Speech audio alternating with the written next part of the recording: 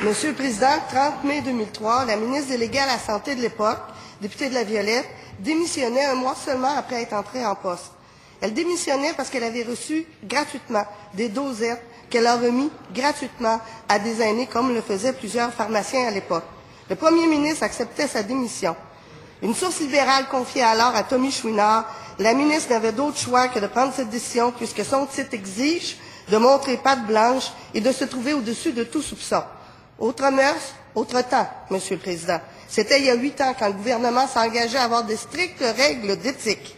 Aujourd'hui, il garde une ministre qui a complètement abusé le système d'octroi de place en garderie. Pire encore, il lui donne une promotion, il confie tout le portefeuille du gouvernement. Pourquoi cette réduction à néant des standards d'éthique de son gouvernement? Monsieur le leader du gouvernement.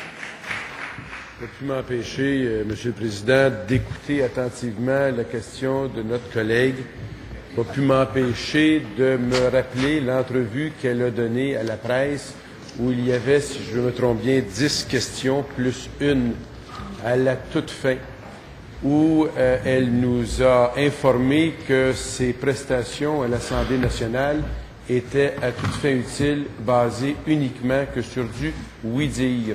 Elle nous refait le coup aujourd'hui, Monsieur le Président, en nous disant qu'il y a des sources qu'elle ne connaît pas, qu'elle a peut-être entendu dire par quelqu'un qui a entendu dire, Monsieur le Président, la hauteur de la question et les fondements auxquels elle nous a habitués avec ces questions nous permet de répondre par ses propres dires à la question qu'elle pose, Monsieur le Président.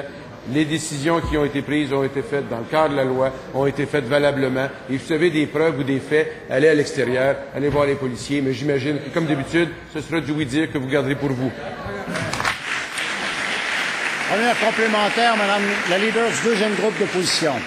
Monsieur le Président, de scandale en scandale, le premier ministre est-il conscient que la capacité d'indignation des Québécois a atteint sa limite? Je dois confesser à Gilbert Lavoie qu'il s'était trompé lorsqu'il avait écrit en 2003, en acceptant la démission de sa ministre déléguée, la députée de la Violette, le premier ministre s'est lié les mains. Il serait malvenu de sa part de faire preuve d'une plus grande complaisance à l'endroit des autres membres de son cabinet. Pourquoi cette si grande complaisance? Jusqu'où le premier ministre va-t-il encore pousser l'insulte aux Québécois? Monsieur le leader du gouvernement. Des fois, je me demande, Monsieur le Président, les Québécois ont le dos large quand on réfère à eux, puis on dit, voilà, les Québécois, voici comment les Québécois se sentent et se prononcent devant un gouvernement qui a posé des gestes depuis 2003, comme vous y référiez, en matière économique, très sensible. J'entendais des commentaires du député de Drummond, par exemple, sur les électeurs dans Bonaventure, où ils s'inquiétaient de leur vote parce que finalement, il n'y avait pas d'affaire à voter pour le gouvernement.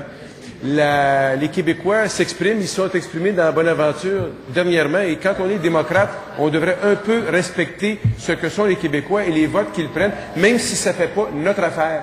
Quand vous portez votre diagnostic sur le gouvernement, Monsieur le Président, je peux juste voir que Bonaventure en a porté un dernièrement. Deuxième complémentaire, Madame la leader du deuxième groupe d'opposition. Au fond, Monsieur le Président, si les ministres sont obligés de récolter chacun 100 000 $ par année pour le Parti libéral, est-ce que c'est ça qui explique l'amnésie du premier ministre? Comme le disait si bien le député de Brome-Missisquoi, obliger tous les ministres à récolter 100 000, c'est de les pousser vers leur clientèle. Est-ce que c'est cette obligation d'amasser des fonds pour le Parti libéral qui entraîne nécessairement les révisions à la baisse des critères d'éthique requis pour demeurer ministre?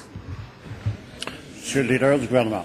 Monsieur le Président, on est toujours dans les mêmes eaux. D'abord, la députée sait que le gouvernement, non seulement s'occupe-t-il d'économie et que ça a été reconnu par les électeurs qui souhaitaient justement une proposition de construction plutôt que de démolition.